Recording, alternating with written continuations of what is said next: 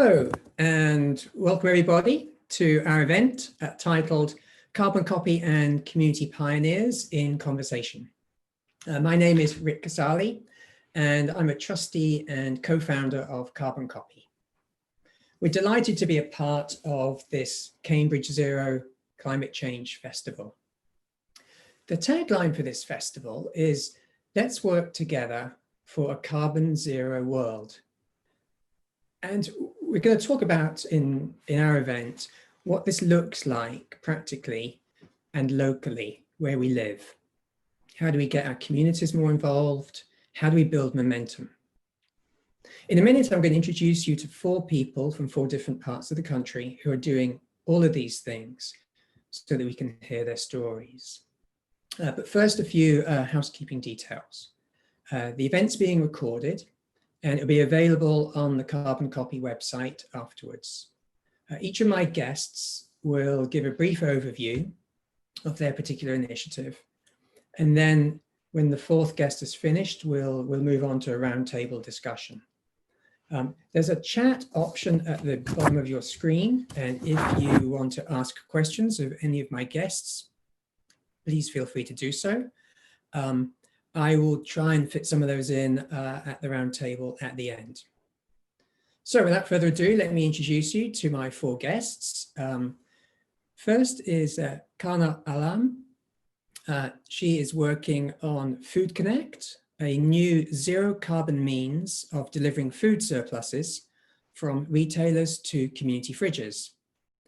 This initiative is part of a much bigger community fridge network that she coordinates that involves over 100 community fridges across the UK. Welcome, Kana. Neil Grant is a resident in North Kensington, where he's a volunteer director of North Kensington Community Energy. And this is the first energy cooperative in the London Borough of Kensington and Chelsea. Welcome, Neil. Rob Greenland is co-director of Zero Waste Leeds, engaging people and organizations across Leeds in a range of practical and collaborative projects to reduce waste. And he's also working on building a movement locally behind zero waste. Welcome, Rob. And last but not least, Victoria Wells is one of the founding members of Grow Bath Eastern, a local group aiming to strengthen community, create food security, and encourage biodiversity in the Bath suburb of Bath Eastern. Welcome, Victoria. So if I may start with you, Kana, and could you please just give us a bit of an overview on what Food Connect is all about, and obviously in the context of your much bigger community fridge network? Sure. Shall I start sharing my screen? Yes, please. Always the most nerve-wracking part of the Zoom presentation. Can we all see that? Yes, thumbs up, great. Okay, hello everyone, I'm Kana and I work for Hubbub. We are an environmental charity based in London, but we work all across the UK and we talk about different environmental issues. We started in 2014 with the aim to inspire ways of living that are good for the environment. We like collaborating. We've worked with IKEA, Starbucks, M&S, community groups, as well as people like Zero Waste Leeds, who Rob is representing today. And we want to make environmental action desirable, which means creating campaigns that are fun and positive and really practical. And our vision is this: a world where everyone is an environmentalist, whether they realize it or not. And I love this sentence because I think it encapsulates everything that we do. But I also think it can be confusing for some people. But it basically means we want to make it as easy as possible for people to change their behavior so that it's better for the environment, no matter where you are, what you do, or your political beliefs. And in everything that we do, we always start with research. So whatever the environmental issue is, we always want to talk to people that we want to change the target audience. and we research the issue in depth. And then we will come up and design different behavior change techniques and trial it fast and cheaply. And at the end of every campaign, we share the results, good and bad. So you can go to our website and look at all of our reports and see what the successes were and what the failures were, and how we have scaled it up to other places or nationally. We work across 4 main areas, and these 4 areas are things that we think people come into contact with every day, like the food they eat, the clothes they wear, where they live, and their communities. And I work in the food team, which means a lot of my work is to do with food waste. Now, we know food waste is a really big problem. If it was a country, it would be the 3rd biggest greenhouse gas emitter in the world. And a family of 4, on average, could save up to £800 a year if they avoid food waste, which I think is money that we can use right now, to be fair. And despite increasing awareness of food waste, there are still only very few ways that perishable surplus food can be redistributed. So in 2016, we trialed a community fridge in a little village in Derbyshire called Swadlincote. A community fridge is what it says on the tin. It's a communal space where anyone can exchange surplus food, including businesses. And when we first trialed it in 2016, it was part of our work with Sainsbury's on their Waste Less, Save More food waste campaign. And we trialed a lot of other things beside the community fridge, but this was the one that generated so much attention from community groups across the country. We were getting emails from people across the country wanting to set one up in their area, wanting to know how they can do it and put it in their own community centre or school or car park or library. So in 2017, we set up the Community Fridge Network, which helps individual or group to set up community fridge safely and as best as possible. And all of our members commit to operating their fridge for everyone in the community. So that means no referral process. So if you want to go to a fridge, you can literally come up to it and take one from the fridge. They may operate slightly differently during COVID, but that is in general how it works. You don't need to prove your address. You don't need to have proof of your address or giving your name or any details like that. So it's really, really important because it reduces the stigma of sharing food and it becomes all about community spirit, really. And we now have over 100 community fridges in our network. And in a year, they can redistribute the equivalent of 1.9 million meals. And this is all surplus food. And what we're seeing right now is that these community fridges have become more than just a fridge. They're starting to share clothes, books, cooking utensils. They're starting to see that if you want to really equip the community with tools to become, so that they can become more independent, you don't just give them free food. You also need to teach them how to budget, how to plan their meals better, or how to grow their own food. So a lot of these fridges have community kitchens or community gardens or a cooperative that help to solve other social issues in different ways. So one of the challenges is transporting food from businesses to the fridge. A lot of the fridges rely on volunteers to collect this food, and that means it can be quite lonely because you pick it up in your own car, or you get a bus, or you get a taxi.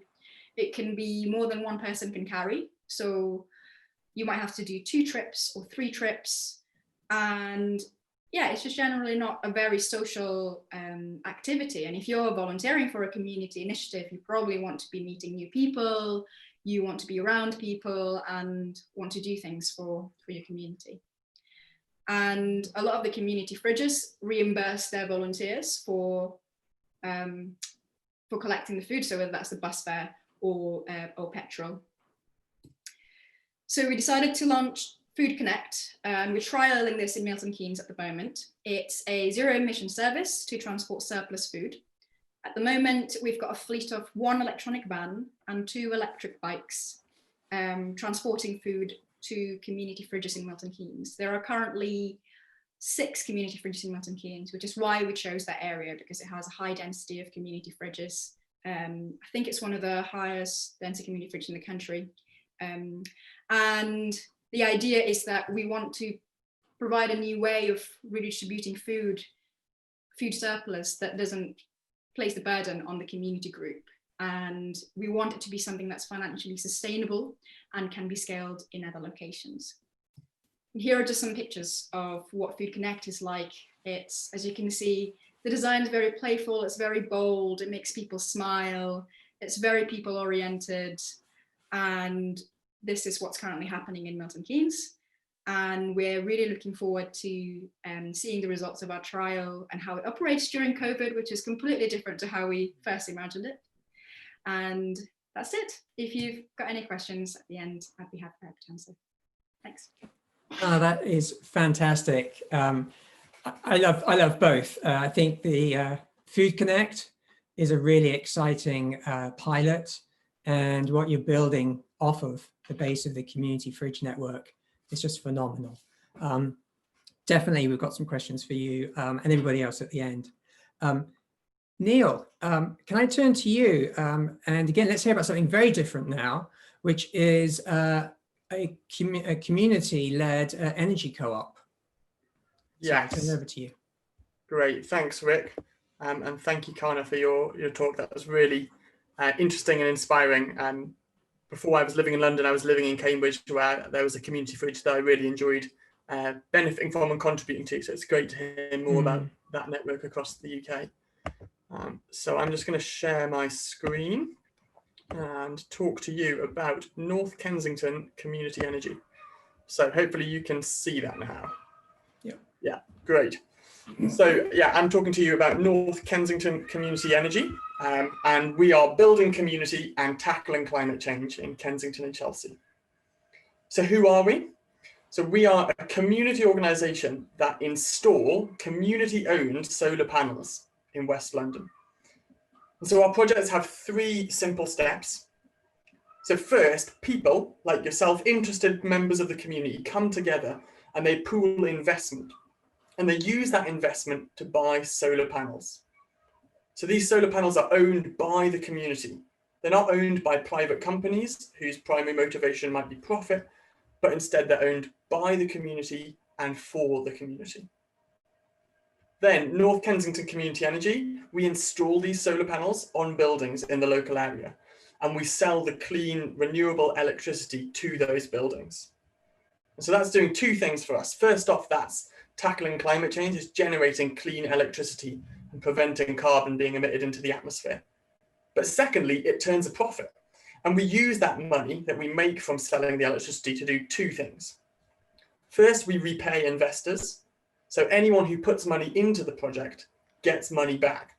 You'll get your whole money back over the lifetime of the project, plus a 3% annual interest. And as well as doing that, we generate a fund for the local community, which can then be spent supporting other charities and other causes in the local area. And so what North Kensington Community Energy is about is community power, installing community renewables that then generate money for the local community and further empower local residents to tackle other issues that they're facing. So it's a real virtuous cycle that is just sort of shown on this slide here. So we've got members pooling investment in the top left-hand side, using that money to install renewable energy on local buildings. And that's generating money which pays back the investors, but also generates a community fund.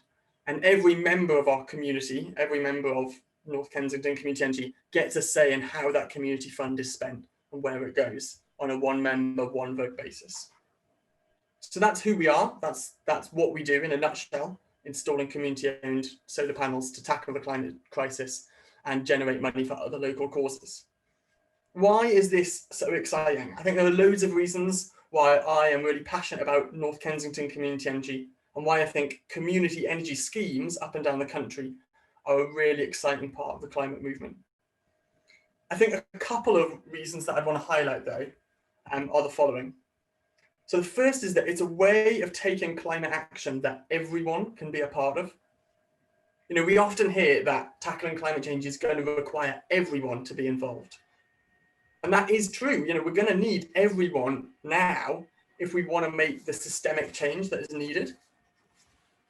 But in my experience, often the solutions that are proposed aren't necessarily ones that everyone can be a part of. So not everyone can install solar panels on their own roof. You know, they might not have permission to do that on their roof. They might not have the capital and the finance to spend £7,000 installing solar panels. You know, similarly, not everyone can afford to buy an electric car. And community energy schemes, by pooling resources together, that allows everyone in the community who wants to be part of the solution and participate in shaping the future without requiring them to be able to, upfront provide a large amount of money. So in our schemes, the minimum investment is £50. So for £50, you can own some solar panels in the local community, you can generate a financial return, and you can play your part in being part of the solution to the climate crisis. And we know that even £50 can be a lot of money for many people. And so North Kensington Community Energy also has the option to become a member, which costs you only £1. And as a member, you have the exact same rights as an investor. You've got an equal say in how the community fund is distributed, and you have an equal say in the direction of the cooperative, because we operate everything on a one member, one vote basis. So in this way, I think community energy schemes can make climate action into something that's accessible for everyone, no matter what the size of their wallet is. And I think that's really important. If we want to get everyone involved in climate action, we need to find schemes that everyone can participate in. I think the second reason that I really believe in North Kensington Community Energy is it's a holistic strategy. So it recognises that climate change is just one of the issues that we're facing, and that there are other issues that are relevant to our local communities. I've been passionate about the climate crisis for many years now. It's great to be part of the Cambridge Zero Festival. Actually, my journey into environmental activism started banging a drum on the streets of Cambridge, campaigning for the university to divest from fossil fuels. So it's great to be back here, and that's something I've been passionate about for a long time. But I'm also passionate about my local community. I love North Kensington, and I want to see it grow and thrive. And for a long time, those two issues have felt like they're unrelated. I could leave my local community, go and do some climate activism somewhere, calling on the government to act, marching in the streets, or I could come back and be part of my local community and seek justice and change there. But those two things felt separate. And I think in community energy schemes, you can take action on a global issue of climate change in a way that's embedded in and responsive to the local context. So you can pursue both local change and global change in one place. By putting up solar panels, yes, we are tackling climate change and we're reducing emissions, but we're also bringing local people together, and we're providing funds to support other projects, local youth work or community gardens or art projects, loads of different other local initiatives that we can therefore support. So those are two reasons why I think North Kensington Community Energy is a really exciting initiative. It's a way of tackling climate change that everyone can be a part of, and it's a holistic strategy that allows climate action to be taken alongside supporting other local causes. So where's North Kensington Community Energy at the moment? Well, we started in 2018, so we're just over 2 years old. And in our first share offer, we raised £83,000 from 146 local investors. And when we use this money to install solar panels on 2 schools and a community centre in North Kensington. So these solar panels are saving 18 tonnes of CO2 every year. And over their lifetime, they're going to raise £28,000 that can be spent for the local community. So here's a picture of some North Kensington Community Energy volunteers outside the Dalgarno Community Centre. And that's some of our locally owned solar panels that you can see there. As part of this scheme, we also ran a paid training programme for young people in the local area. So this was an AQA accredited course where young people could do modules in renewable energy and energy efficiency. but also learn core skills that are required in setting up social enterprises and businesses, so financing and marketing. And it was paid on a London living wage. I think this is a really great example of how community energy schemes can ensure that solar panels and climate action bring so much more to the local area. By being embedded in the local area, by being aware of the needs of our local community, we can use the money and the power that's generated by solar panels to provide other benefits to the local area. And right now, so here's a picture of some of our young people who went on our latest training scheme, and we'd love to run that again in the near future. Right now, we're in the middle of our second share offer. So we've installed another 138 kilowatts of solar panels on a sports centre in North Kensington. That's enough to power about 50 homes. And over their lifetime, these panels are going to raise £42,000 for the local community, as well as a return on investment for investors. And they're saving 28 tonnes of CO2 this year alone. So we're in the middle of our current share offer. We're going to raise £107,000 and put these panels in the hands of the local community. And anyone can invest in the project and own some of these panels to generate a financial return, to help tackle climate change, and to support local causes in Kensington and Chelsea. And here's a picture of some of our volunteers. We went to visit the solar panels recently, and as you see, we're very delighted about our latest set of solar panels. So currently, that's what North Kensington Community Energy is up to. We're really busy with that. And we've got a great team of volunteers who are helping us spread the word and raise that local investment. Obviously, in the age of COVID-19, that's got its own unique challenges. And I think we might get onto that in the roundtable. But in the first 2 weeks, so we launched our share offer 2 weeks ago, and we've already raised £25,000 of investment. So there's a real sense of momentum and interest around what we're doing. North Kensington Community Energy has got really big visions. You know, we're going to keep installing solar panels in Kensington and Chelsea. We're going to keep raising money for local causes. We're going to keep running educational programs for young people. And we're going to ultimately keep bringing people together in the local area to tackle the climate crisis. So if you're listening and you think, yes, that sounds great, I want to be part of that, that's really wonderful to hear. Obviously, if you want to be a part of North Kensington Community Energy, if that's an area that you've got some links to and you'd like to join us, that would be wonderful. But there's also many other community energy schemes up and down the country that you could get involved in where you live. So thanks for listening to me. I'm looking forward to discussing more with the other community pioneers and with the audience in the roundtable. Thanks, guys. Neil, that is very exciting. Your passion is clearly coming through. And for me, one of the things that was just really uplifting was, you know, your, whatever you call it, it could be your mission or your vision, but it starts with building community. Even before tackling even before tackling climate action, clearly they go hand in hand. But that's one of the things that we want to talk about, obviously, in the course of our particular session. Really inspiring. Complete change of scene. Now we're going to go from central London up to Leeds, and we're going to change from renewable energy to zero waste. And Rob, if you can please tell us what you are leading currently. Yeah, thank you. Thanks, Rick. I shall just try sharing my screen. Nope, wrong one. Bear with me.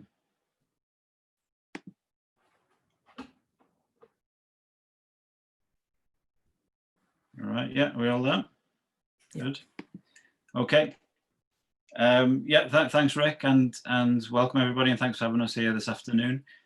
So what I wanted to do was basically just tell you a little bit of background to the social enterprise behind Zero Waste Leeds, then talk to you about the main projects that we've been involved in over the last 2 or 3 years, and then pick out a few of the kind of key principles behind our work, which I think, again, hopefully will be useful for the discussion we have kind of afterwards. So first of all, the background: we are a social enterprise called Social Business Brokers. We're a community interest company. We've been going 10 years, Leeds-based. There's 5 of us at the moment. And basically what we're interested in is collaborative solutions to complex problems. That's the kind of basic thing. So we like working with people to solve problems. And we're quite small. There's 5, I think there's 5 staff at the moment, but because we collaborate quite a lot, we hope that we kind of achieve quite a bit through working with other kind of people. And the main thing we're involved in and still involved in for the first few years is a service called Empty Homes Doctor, which helps to bring empty homes back into use. So working with all sorts of people who inherit homes, older people who move into care, family, situations with a family breakdown, various kind of things. And we help people to bring empty homes back into use. We've brought back over 700 homes in Leeds since 2013. So that was one of the main things we've been involved in. We did a few other things around housing as well. But then around 3 years ago, we decided to try to get involved in a local practical response to the climate emergency. So, I mean, picking up on the idea that lots of people want to do something, but we often don't know what to do. And I think we've already heard the kind of themes around people, relating to their local area. And we felt we wanted to do something locally on one of the big, or if not the big issue that we face. So we looked at a few issues, and again, it's kind of interesting to see themes emerging already, but we looked at transport, and we looked at energy, we looked at ideas around community energy. But we basically decided to focus on waste for a few reasons, which I won't go into today. But the idea with around Zero Waste Leeds is around building a movement to help Leeds become a zero waste city by 2030. So we kind of thought there was already quite a lot of really good stuff going on in the city. We felt we could build on that, but also to try to kind of make the most of, this was around 3 years ago, and there's the David Attenborough Blue Planet kind of, at the time, and there was a lot of interest, but we wanted to see where else we could kind of take that. So the idea around movement building is basically just engaging as many people and organizations as we can in helping the city to waste less. And a lot of what we do is through social media. We started with a Facebook group. We started with just putting a bit of money in that we had in reserves in our social enterprise. And a lot of what we do still is social media based. So we've got over 12,000 followers across Instagram and Twitter and Facebook and YouTube at the moment. And we do just lots of kind of engaging stuff with people to try to help people to waste less in their daily lives. And then we, as well as kind of general stuff around, I suppose, kind of day-to-day stuff that we can do in our daily lives, we get involved in specific campaigns. So Kana had already mentioned that we were a local partner to Hubbub on a project called Leeds by Example, which was about making it as easy as possible for people to recycle on the go in Leeds city centre. So things like coffee cups, plastic bottles, drink cans, that kind of thing. So we were basically the local partner on that, just doing loads of engagement. You can see us kind of top left there in terms of, kind of just out and about all the time, just helping people to find out where they could recycle their food and drink kind of packaging. And that was just a really good project for us. It was quite soon after we started, and it just got us kind of known in the city. It was really nice to work with an organisation like Hubbub, who were all about creative behaviour change campaigns. It was just a really interesting kind of project for us to be involved in. That's just an image of a shipping container in the city centre, which represented the amount of food and drink packaging that we got. Put in our bins every 3 days in the city centre. So, and I think the kind of visual, I think that's something that Hubbub are really strong on in particular. It's kind of really kind of strong, engaging visual kind of campaigns, I think, are important. And then some of the other things we've been involved in, like everybody, we had to really change what we did in March. And the council, they were obviously a kind of key partner for us. They got in touch with us just as we were going into lockdown, basically to ask us to come up with a 10-week campaign around waste reduction at home. So if you imagine, particularly those first kind of 10 weeks, we were all at home a lot more. We were, we were eating and perhaps drinking more at home, creating more waste, but also it was springtime, so we were out in the garden quite a bit. But the council had a concern because obviously there was a lot of pressure on their services, and they wanted to see how they could engage local citizens in reducing the amount of waste that they created. so we created a 10-week campaign, again, obviously kind of social media based because we were all at home, but we picked kind of 4 key themes. And again, these were things where we thought, these were areas where people could make a difference in their daily lives. And again, it's kind of interested to, there are some kind of commonalities with some of the stuff that the themes that Hubbub kind of work on there. But again, these were things that we were trying to make it as easy as possible for people to reduce waste in their daily lives. And then another couple of projects that we're involved in. This is actually our favourite, I think. I mean, we've really enjoyed being involved in this. We got involved and helped set this up over the summer Leeds School Uniform Exchange. So,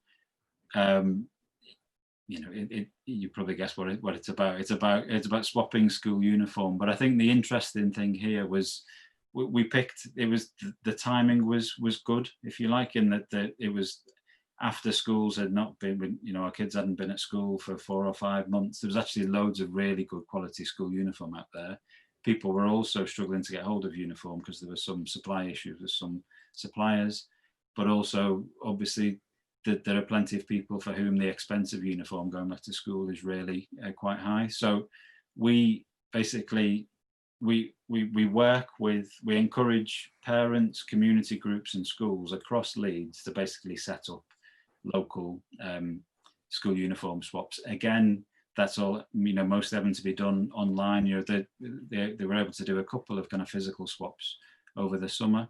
But I think the interesting thing here is about this being a bit of a platform. So we don't say, bring all the uniform to us and we'll sort it out. Our approach is, who's interested in doing something in their local neighbourhood, doing something at their local school? We support them, we promote them, but encourage them to kind of get on with it. And I think that's one of the really important ways that we can try to get to scale quite quickly, because as I say, there's only 5 of us in our organisation, so we need to find ways that we can work to get to scale quite quickly. So that's one project. And then our most recent project, again, Kana was talking before about, clothing is something that we most of us are kind of interested in some way or other. Where we certainly wear clothes, and it's also one of the areas where there's massive environmental impact. So we ran a project this year called Zero Waste Fashion, and we're building on that.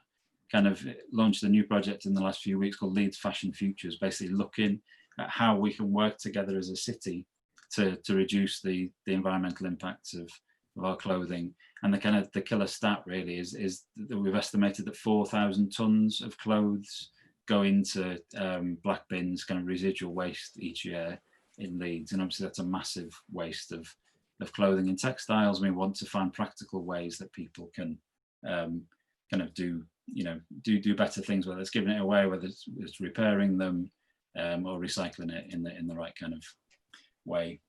And just very quickly, I'll only kind of go into these in quite briefly, but I suppose some of the principles which again may help for some of the discussion later on. Some principles behind our work that we think kind of work. I think the local angle is really important. I think, again, particularly around kind of the climate emergency, it's important to have that kind of global picture.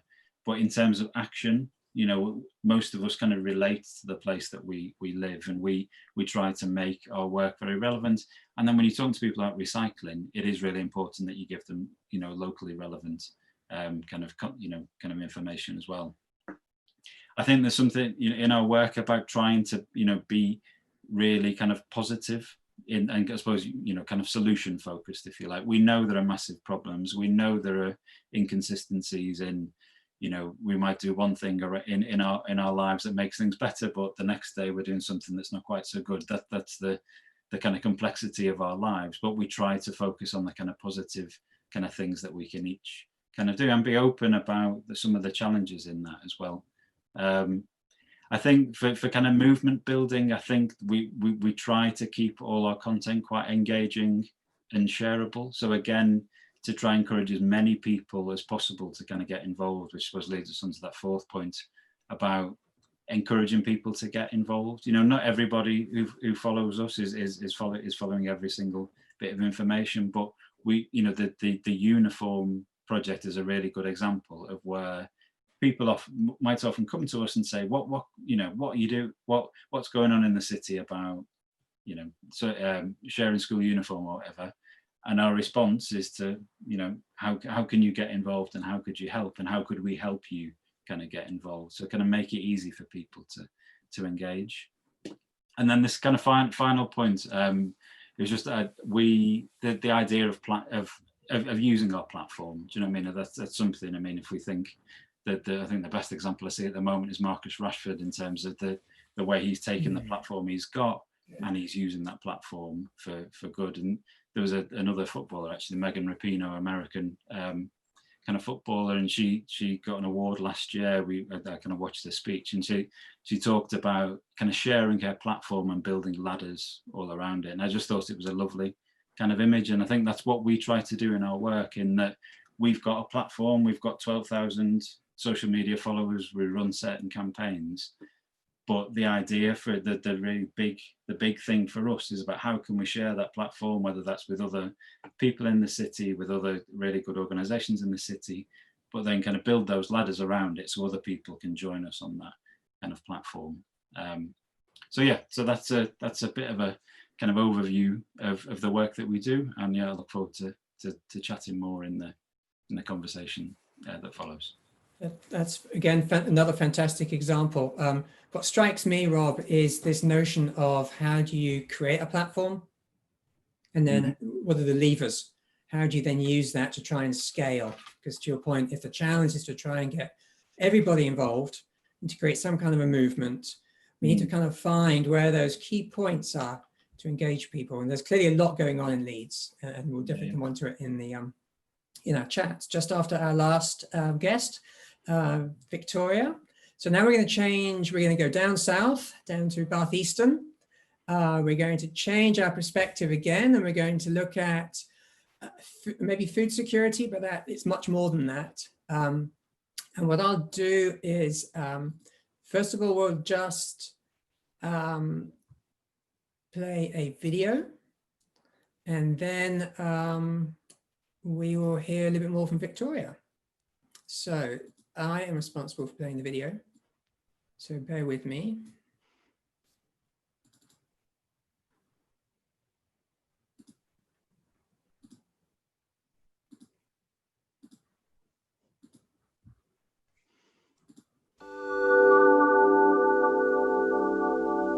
Grow Bath Eastern is a great new initiative where a group of us all came together at the beginning of the pandemic. What we really wanted was food security, sustainability, biodiversity for our village.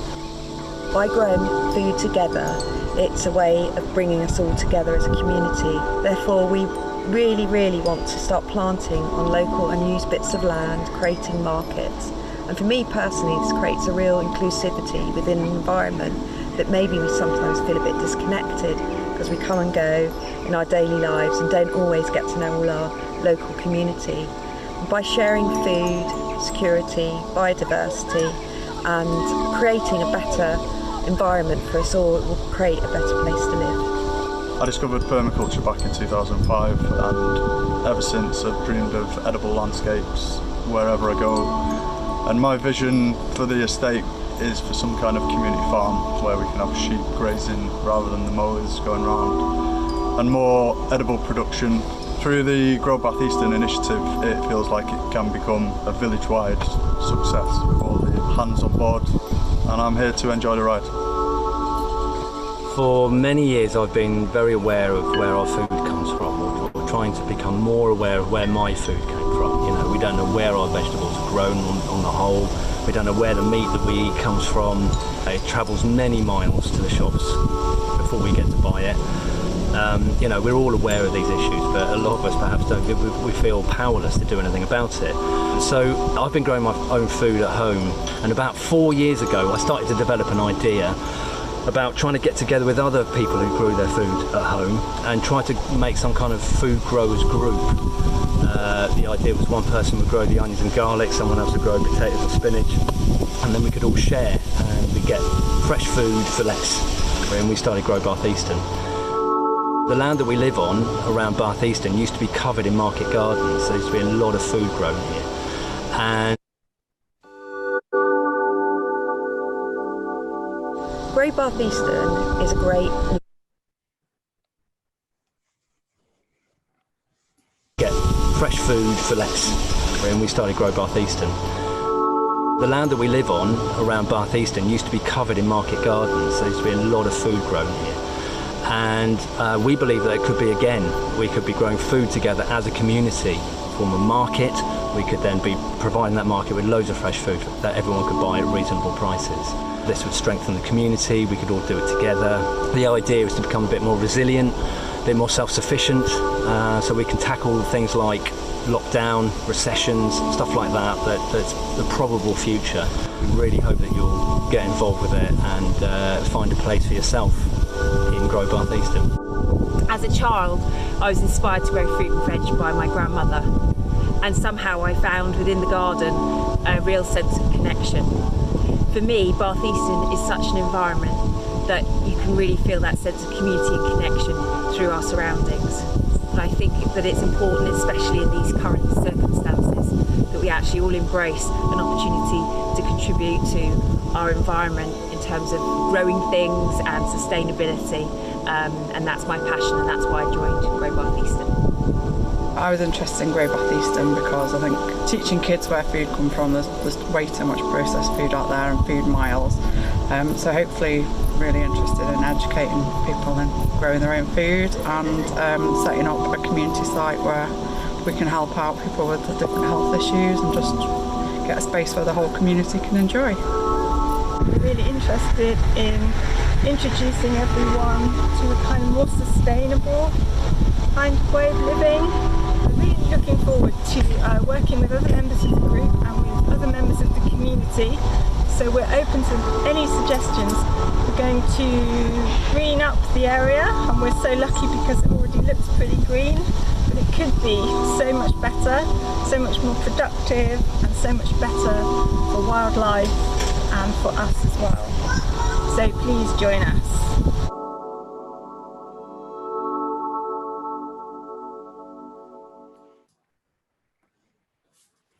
Victoria, what a wonderful introduction to your initiative. Thank you. Please tell us some more. Thank you for inviting me along today as well. And I'm from Cambridge originally, so and I bought my first environmental book 30 years ago in Arjuna. So I just wanted to reference Cambridge. I'd like to thank also Craig, who actually put that film together and is on the steering group. And obviously you always have to have one person holding the camera and editing, and he actually did that for us. I'm going to go through some slides now and just give you a little bit of a story of how it all started. So if you could go to the next slide, please. So at the beginning of the pandemic, Toby put his head through the hedge whilst I was building these raised beds and said, we've got to do something. So I said, okay, then let's do it. And he brought a friend round who I'd not before in a socially distanced way outside. We met up and we decided to form Grow Bath Eastern. In the meantime, we were giving out seedling boxes for people to start growing from home and giving them a positive activity, because obviously we didn't know how long COVID situation was going to last, and it gives some people to positive to focus on. Next slide, please. So obviously this evolved quite fast, and we ended up giving out about 35 boxes, and 10 of which are the boxes that people had never grown food at home before.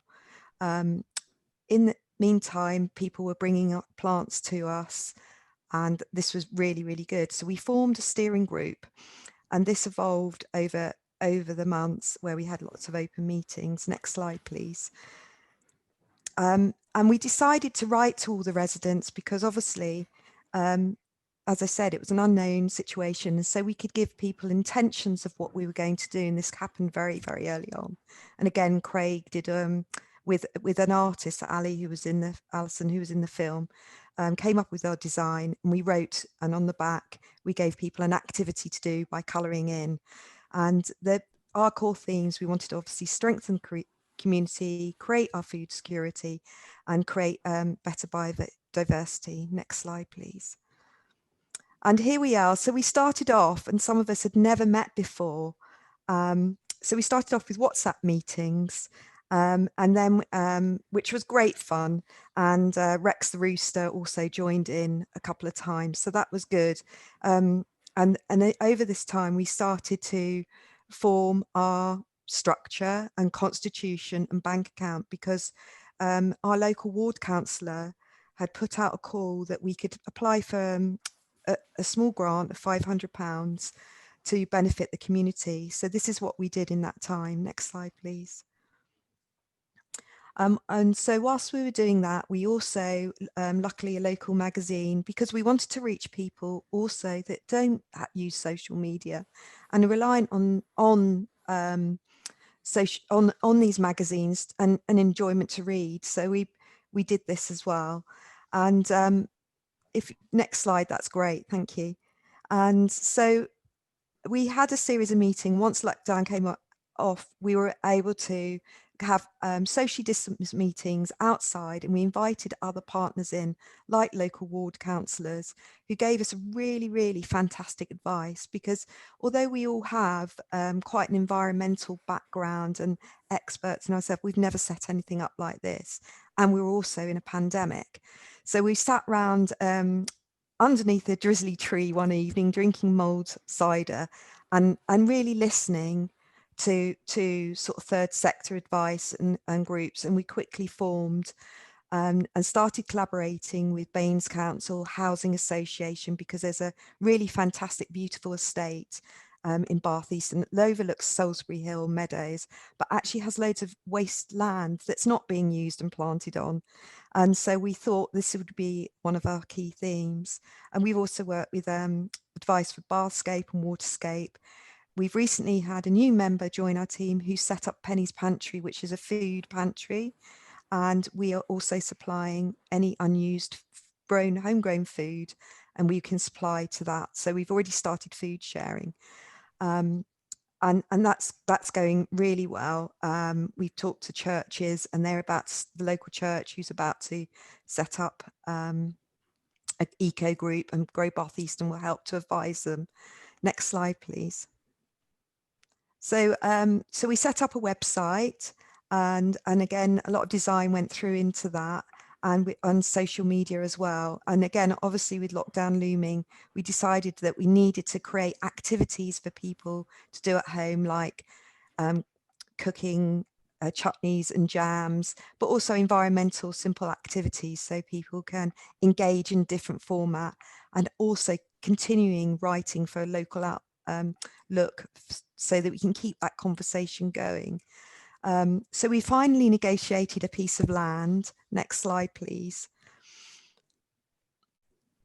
And we managed last weekend in the torrential rain to plant an orchard. So this is from the beginning of the pandemic to last weekend. We were really lucky because we've done it on a very, very limited budget. And we were given trees from the local school, and then word got round and we were given trees from community, and in a socially distanced way we planted these trees. Next slide, please. So I'd like to thank you on behalf of Grow Bath Eastern, and this is one of the posters that was up in someone's window, which gave us a big encouragement to continue our work. We also have future plans of setting up a community shop and really, really making our local community better for everyone. Thank you. Thank you. For me, one of the most inspiring things about your story is the fact that it has pretty much started and continued through all of the environment of the pandemic and the hardship that we're all going through. And so it's fantastic to hear that these kinds of initiatives can take off. It might look different to how you had envisioned, but nonetheless, there's still a really strong element of community cohesion and building that's going on, despite everything that's going on around us. Which kind of leads me nicely into, I'd like to open up a little bit to a roundtable, and I've got some questions I'll fire off to my guests. And it's a nice segue to the topic of participation. And Neil, if I can ask you this, I found it really interesting when you were talking about, from your perspective, about pooling resources, so it didn't matter the size of your wallet, so you could really make participating accessible. And I wonder, because accessibility is obviously key, it's like an entry point, but how do you motivate people to participate? What's the spark? There are many potential ways for someone to get behind an initiative like yours. Once you've got that accessibility, what have you found has been the way to get people to participate? That's a really good question, Rick. I think there's two things to me that have helped us most, and that's helping people grasp the vision, and then giving people a chance to act on that vision themselves. And so I think on that first point, as a community energy group, which there are hundreds of community energy groups up and down the country, but often when you talk to someone about what we're doing, they often haven't heard of a community energy scheme before, and it often takes a bit of time and some effort to sort of communicate that vision of what we're doing. And I think that's, that is for us still is a really important first step. Is we really can't assume that people get immediately what community energy is about. And I think people are really longing for these sort of novel and interesting ways of taking climate action, but we can't assume beforehand that the message that we have sort of immediately translates.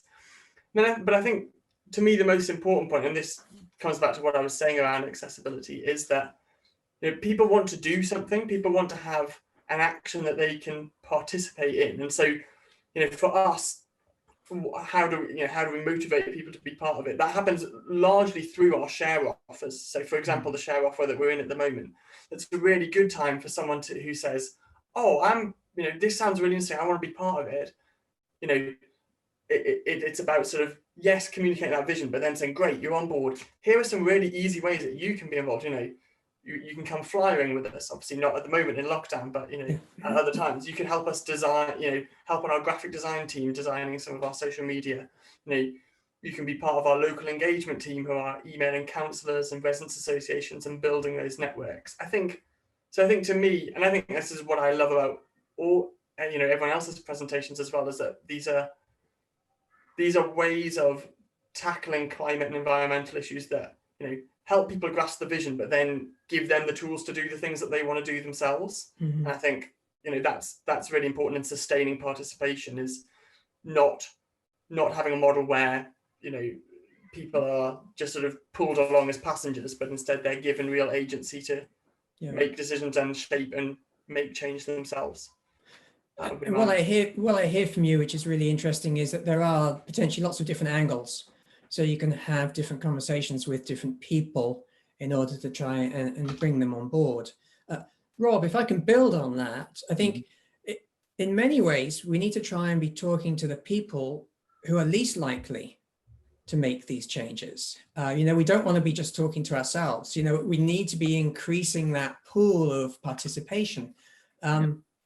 Obviously there's some challenges to that, but what are some of the workarounds that you have found to try and engage not the usual suspects? Yeah. I think it's worth saying, first of all, that is a real challenge, isn't it? Do you know what I mean? I'm not going to pretend that we've kind of solved it, but it is something that from the start we've been very kind of conscious of.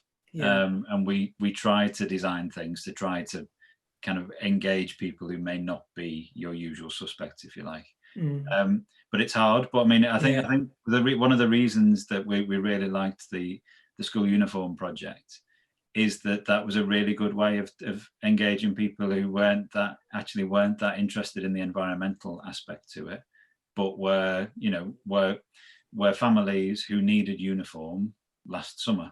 Do you know what I mean? And we actually became quite a practical way that you could get school uniform. And then on the back of that, we could talk about the fact that, isn't it great that instead of all this uniform going to waste and get thrown in the bin, we're sharing it amongst ourselves. And so I suppose, one of the things that I think is really important to us, I think if you can find projects where you achieve some kind of social impact as well as the environmental one, I think that's where you really can start to kind of engage kind of different people. So sometimes we don't lead with an environmental message, if you like, but it is ultimately, for us, it's ultimately kind of waste saving. But it is, I mean, yeah, you are absolutely right to say that. I think that's one of the big challenges for all of us, I think.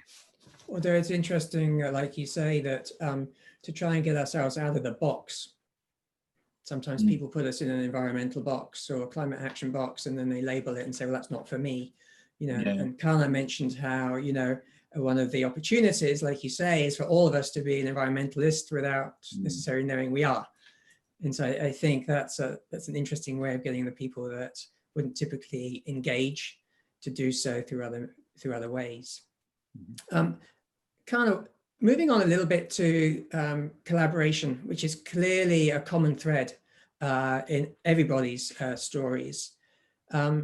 And it's really important in order to just make things happen. I'm curious to hear who are some of the key people that you need to collaborate with on the Food Connect pilot in particular. I understand from a community fridge perspective, we clearly need the engagement of the retailers. You may want to talk to that as well. But for the Food Connect initiative to work, who are the people that you really need to be your champions in making it happen? Yeah, so obviously the community fridges themselves. So uniting them together and reminding them that they don't have to do things on their own, because this is a problem that each of them faces, and they don't realize sometimes that, instead of each of them getting their own van to transport their own food, they can share that amongst 5 other fridges. And we also work with this local social enterprise in Milton Keynes called Cycle Saviours, and they train young people in fixing bikes, and so we work with them to make sure that the bikes are maintained. And we also work with Bosch, who supply the motor for the cargo bikes on this project. So they are one of our funders as well. And the council has been incredibly supportive of this trial as well. And we've managed to secure a few more bikes through the council, because they were applying for funding from the Department for Transport as part of their wider electronic e-vehicles scheme. So I think at Hubbub we've been really lucky that from the get-go we've always wanted to solve problems together with lots of people, and so we're building our experience. We've built our experience for over a few years of working collaboratively, and it's as important working with the businesses as well as the people on the ground is what we think. Which is why when we worked on Leeds by Example, we knew we had to have a local organization like Zero Waste Leeds, who know exactly what happens in Leeds, because as much experience as we've got, we're based in London, and we've got no idea what the people of Leeds would want, and it's better for a local organization to lead on that. Victoria, Kana mentioned local council support, and I believe when we had a separate conversation, you said your local ward councillor has just declared a climate emergency. I'm curious as to how that helps or will help you going forward, as well as also your perspective on who you've collaborated with and engaged. Sarah Warrens, she's fantastic, and she's, Bath has had a huge pollution problem for years and years and years. So she joined the council for that purpose, to really change it for future generations. So she's engaging in every way and is helpful, and basically has put us in contact with the local housing association and made that strong bonding. She has those connections anyway, and it seems like only common sense to work with those people who have already made those connections, to able you to talk to those people who may be owning that piece of land, and introductions. It's starting that conversation with other organisations. I guess Bath is quite small in a sense that there is a lot of networking that goes on. So it's being able to do that. And I suppose my own personal experience, I have been involved in Bathscape anyway, because I'm very interested in accessible landscapes. So I already had that connection where other people within the group have also got connections. And so we just pulled that in and started that conversation off. And in whatever format that could be, from doing WhatsApp, Zoom or Teams, and just talking, because now, because we're in a COVID, we're in an unusual situation. When you start up a group, you normally start off and go and not do the structure and the constitution and so we've sorted out in a sense all that sort of boring stuff first, you know, so which really focused us and made us together, and we were aided by those collaborators. So I'm really thankful to them, and also thankful to the expert team that I work with. You know, they've just made me the chair because I don't like meetings. I like to get them over and done in an hour and get outside in the garden. So is that a hint? No. Rob, can I ask you, because I think there's a third key party in this. There's clearly community groups of all shapes and sizes. There is council support and what they bring. And then there are companies. And again, in terms of, from your perspective in Leeds, have you found engaging companies? You know, what do they like doing with you in terms of some of your initiatives? What don't they like doing? Because communities need to be a part of the solution too, and there's separate challenges in engaging them. Yeah. I mean, you're right. So, I mean, certainly local communities are our main, you know, kind of people we engage with. The council we've got a really good relationship with. Local businesses is one that we're really trying to, you know, do more on at the moment, and there's a couple of reasons. One, as you say, is because they are another kind of key group who can obviously have a big impact in the city, and then they are also, you know, that they can be businesses that are also responsible for some of the kind of waste that we need to deal with in the city as well, you know. So again, just to give a kind of practical example, we're developing a glass recycling campaign, and probably traditionally we would have just gone to the local council and say, we've got this idea for this campaign, can you fund it and can we work with you? But you know, people might have noticed councils haven't got a great deal of money kind of at the moment, and got a few other things on their minds.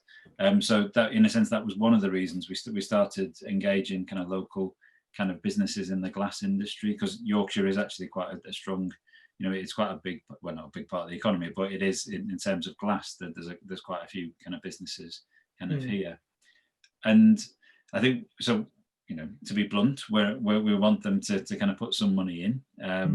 But I suppose what we're kind of saying to them is that sometimes some kind of businesses aren't always that great at, or certainly in the waste industry, at engaging the public, you know, and we think we can do something kind of better, you know, kind of working with them that they may be able to do on their own. And again, I'm not just saying this because Kana's here, but we learned quite a lot from Hubbub about that as well, because because again, I think that's something that Hubbub do really well, in that, you know, particularly, I mean, Leeds by example, the first I think 6 to 12 months of it, the most of the funding came from businesses who you know are, you know, to be blunt, are the coffee companies who are producing the coffee cups, and the drinks companies who are producing the drinks cans. So if you can engage them, I think that's really good. I think there are challenges as well. I think sometimes, you know, for lots of good reasons, businesses are very protective of their brands. Do you know what I mean? And ultimately, we tend to go into situations where we're saying there's a problem here and we need to solve it. And actually, that's sometimes quite an uncomfortable place for a business to be. Do you know what I mean? And I think sometimes it can take us time to develop a kind of relationship, and for people to trust us, that we're not just throwing stones at them saying it's all your fault and you need to sort it. We're kind of saying we'd like to work on this together. So it's a really important one. And as I say, I think of the three, you know, local, you know, the public sector and local authorities, local communities, and then businesses, I think it's the one that we definitely have to work more on. Yeah, and one that we should always keep in mind, either because it's directly part of how you take an initiative to market, or simply because they bring something to the table that maybe other organizations don't. And a reach to a lot of, particularly kind of big And consumer reach. brands, they reach a lot of people. Yeah, yeah. Neil, if I could just ask you to touch upon a collaboration which is probably more specific to your area of community energy. I know that you work with an organization called Repowering, but I think elsewhere in other parts of the country, people wanting to do something similar to yourselves would probably seek out a similar kind of organization. Can you tell us a little bit more about what they do and how they help you in your initiative? Yeah, so we're part of a wider network in London of community energy schemes called Repowering London. And so Repowering was set up in 2011, and it's a not-for-profit organisation, and it exists to support local community energy schemes. And it does that through a range of ways, but two most obvious ones is some of it is around the finance and the legal side of setting up a community energy scheme. We're asking local residents to put £110,000 into our scheme to put up solar panels. We need to make sure that we're following all the correct financial conduct rules and making sure that our share offer meets the best practice in the sector. And so Repowering, for example, provides some really useful expertise there around the sort of legal and finance side. And they also support us in our publicity and in our share offer. So we as North Kensington Community Energy, or any of the other community energy groups in London who are part of Repowering, we are independent organisations. We have our own directors, we have our own leadership, and it's our members who decide on the direction of the project, but we benefit hugely from Repowering. And as a network, we've been able to have a really significant impact over the last decade and raise over £150,000 for local communities and save over 100 tons of carbon dioxide. So it's a really useful network to be part of in terms of, I guess, just like any of the schemes we've been talking about here, it's coming together in the belief that as a network, the sum of our parts is great. The whole of that is greater than the sum of the parts. And so certainly for us, Repowering gives some expertise and knowledge that's really useful. And yeah, I would say to anyone who's interested in being part of community energy groups in the UK, great place to start is looking on Community Energy England, which is the body for all community energy groups in the UK. I had a brief look yesterday, just looking at solar panels. There's over 150 groups already in existence up and down the country. So there might be a group you can already be part of. And if you want to set up your own group, then Community Energy England has some really great advice and expertise that they would use to support you. So yeah, certainly for us, collaboration with those sort of parent organisations who can provide expertise that we as a small scale group of volunteers wouldn't necessarily have ourselves is really important and beneficial. Fantastic, thank you for that.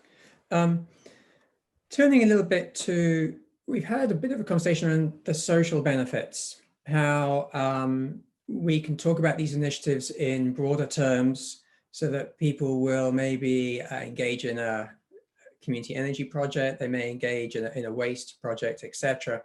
Kana, on that theme, and I'm thinking about Food Connect and the fact that Food Connect, when it takes off and scales, is clearly an example of creating new green jobs. And I'm wondering how important in the current environment where a lot of people are feeling job insecurity or some of the existing jobs, who knows what's going to happen coming out of furlough. How important is it in your mind that we focus on the new green job opportunity? And is that becoming a more important part of getting some of these initiatives to take off? Yeah, absolutely. I think from working with community groups across the country, it's really clear that they often struggle with financial stability. So a lot of them rely on grants to keep themselves going, and not many of them know how to generate an income stream that's stable. So when we first worked with them on community fridges, it was, they would usually be funded by a grant body, or they would be part of a community centre which is running its own like a host of activities, but a lot of them after a year or two would start to think about how they can generate money to keep themselves going. So that was really why we wanted Food Connect to be something that they could own, that they could generate jobs locally, and that they could be sustainable in the long term. So a social enterprise model is what we're looking into. But creating a cooperative within the community centre where there is a community fridge could also work. And I think that community groups shouldn't shy away from wanting to earn money and be financially sustainable. It's a really important thing to have, so that you can be more independent, you can try new things, and it makes you just more stable, especially during a pandemic like this. So I hope that answers your question. Yeah, it does. And while we're on the topic of the current pandemic, Rob, your area in particular, focusing on reducing waste, and we all see a lot more single use going on right now in terms of that being a short-term fix for how to deal with the current situation we're under. I wonder if you can speak to a little bit the challenge of the current situation with regards to reducing waste. And also you touched upon a little bit the upside around a campaign that you deliberately started during lockdown. Yeah. It's a big issue, isn't it, in terms of kind of single-use plastics at the moment. I mean, we found it, just practically in terms of Leeds, by example, kind of focusing on single-use coffee cups, then developed into kind of messages around encouraging people to use reusable cups and that kind of thing. And that's obviously become a lot harder over the last 6 months because, lots of businesses only offering takeaways, and then lots of them not being that comfortable kind of with people using reusable cups. So it does in the short term feel quite kind of challenging. But I mean, you're right in that we've seen other really positive things as well. So I mean, I think that there's quite a bit of research. I think Hubbub did some research actually around kind of people reducing the amount of food that they were wasting at home during lockdown, partly for practical reasons. Shopping was a nightmare. We had more time at home to kind of cook better. So that's an example of something that we want to, our question as we hopefully come out of kind of lockdown fairly soon, and what we did over the summer was to say, how can we keep some of those good habits as things kind of get back to kind of normal? And similarly, kind of household waste sites, garden waste collections, didn't happen for a while. Household waste sites were closed, but people got into, home composting more. And again, how can we keep those things going? So, I mean, again, you'll have heard this time and again, I'd be the last person to say there are opportunities in the situation we're going through, but we'd be really daft to not look at how some of our behaviours have changed and then think which are the ones we want to keep when we kind of get back to normal. So in terms of plastics in particular, there's definite, real issues there, but I think there are some kind of positive things to build on as well. Good. And Victoria, what have been some of the unexpected benefits of starting Grow Bath Eastern in a pandemic? I think it's given us a focus beyond the actual pandemic and statistics of this is a real chance to change behaviours. And, no one asked for this pandemic by any means, but it is been a real opportunity. It has brought members of the community together in a place where we all having to socially distance. It's giving us a common cause. So yeah, it's been positive in that. And it's also, we're planting the seeds and we're growing it and we're working together from the ground up. And that is really bringing it to people's doorsteps, making it absolutely real to them, not judging, not taking sides, just doing it and giving it accessibility. And I'm certainly from the other speakers here, that's what I'm also feeling is making it accessible. And that has been sort of key for us, and communicating that message in various different formats. Great. I'd like to ask each of you a very similar question in turn, and I'll ask you, Kana, first. How can someone that's been listening to us, how can they get involved with your initiative locally? And that might be the community fridge specifically, because Food Connect is in pilot stage right now. Yeah, absolutely. So you can go to our website to find the nearest fridge to you, and then you can contact them to see what kind of help they need. They might need you to help them volunteer at the fridge, or they might want some financial, thinking about financial strategy or marketing that you can do from home. So there are lots of ways to help them. And usually these community fridges, they focus a lot on the ground, on the in-person groundwork, but that they struggle with social media, for example. So yeah, it doesn't have to be a fridge near you. It could just be any fridge who might need your help. Perfect. Neil, how could someone, either if they live in your borough, connect, and also if they're interested in possibly doing something in their own area, where would they look to first? Yeah, so if you've got some connection with North Kensington and you'd like to support NKCE, there are two very obvious ways you can get involved. The most obvious is to invest in our current set of solar panels, and you would then own some of these solar panels and be part of our investor community, and that would be wonderful. So you could head to our website, which I've just put in the chat, and invest there. And we're also still looking for more volunteers to join our group and spread the message. So if you're in the local area or have connections with the local area, do please visit the website and get in touch with us and get involved. If you're elsewhere but are really interested in joining a community energy scheme, I would really recommend checking out Community Energy England and looking at the list of projects there. There's a map so you can look in your local area and see what to get involved in. And there'll be projects which are currently up and running that you can be part of. And so I'd really recommend going there. I think the last thing I would say is, as part of that, if you want to support community energy schemes, then the government has recently, in the last couple of years, pulled some key financial support for community energy schemes. That means that the future for that particular sector going forwards is currently quite tough. The prospects are fairly tough, and there's a bill currently in Parliament called the Local Electricity Bill. And so if you want to support community energy, I would really recommend Google the Local Electricity Bill and get in touch with your MP and ask them to support it, because if we can get this bill through Parliament, that would really make a difference for the future financial viability of community energy projects. So yeah, feel free to get in touch with me for NKCE, Community Energy England for the Border Network, and do look out for the Local Electricity Bill and try and get your MP to support it. What a great call to action.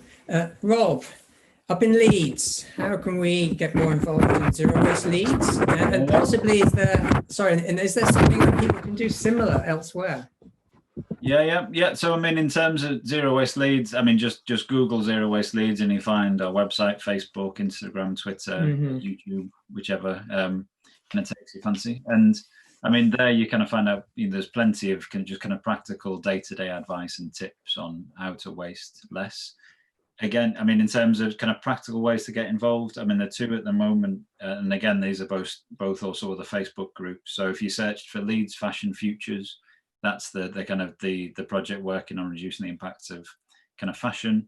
And then Leeds School Uniform Exchange, again, a Facebook group, if anyone was interested in getting involved on that. And I suppose that the kind of point there is that not all of us will be interested in everything, do you know what I mean? But hopefully people will find the particular things that really interest them. And then we do try to make it as easy as possible for people to get involved.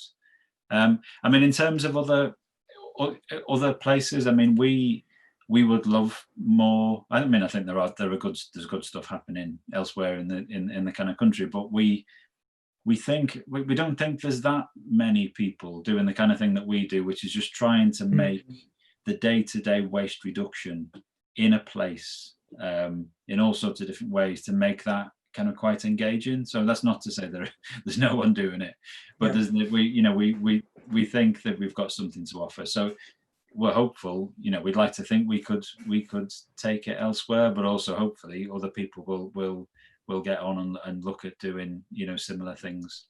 Good. So yeah, so whether you're from Leeds or not, join and copy and hopefully get inspired by some of the things that we do. Excellent. And Victoria, the same question to you. How can people get more involved or maybe do something similar where they live? Well, from the Grow Bath Eastern, we all have obviously a website and social media. We also have journal pieces asking people to contribute to our journals, writing something that they maybe have experience of the environment, whether this is, we've recently had someone who was doing wall dyeing and showed the process of that, to writing about our wall councillors wrote a piece for our journal.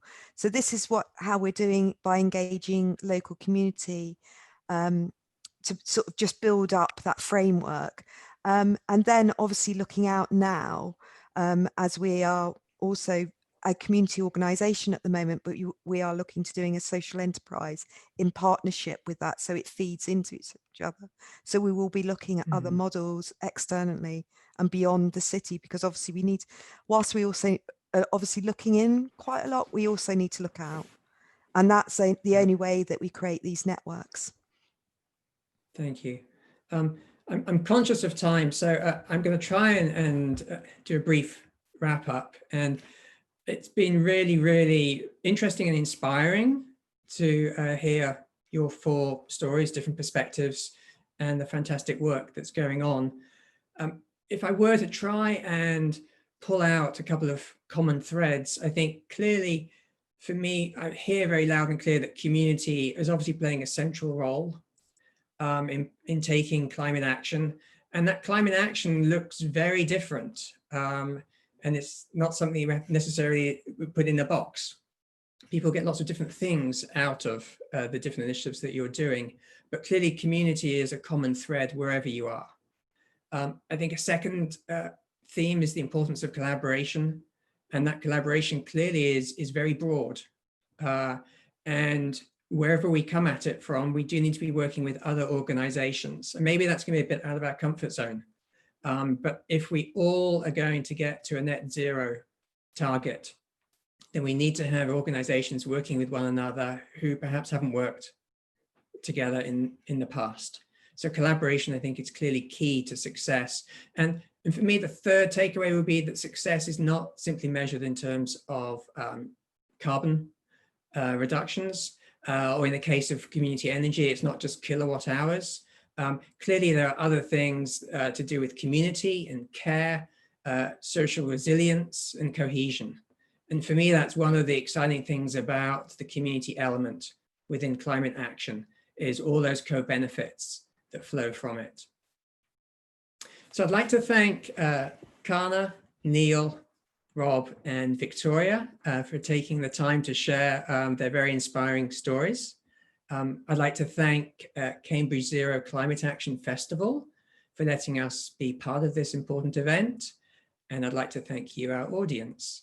Carbon Copy is about inspiring and enabling local climate action by sharing examples like these. And if you have examples that you would like to share with us, please do go to our website, carboncopy.eco, because we would love to hear about the great work that you're doing. And I'll leave you all with a quote from Meg Wheatley. "There is no power for change greater than a community discovering what it cares about."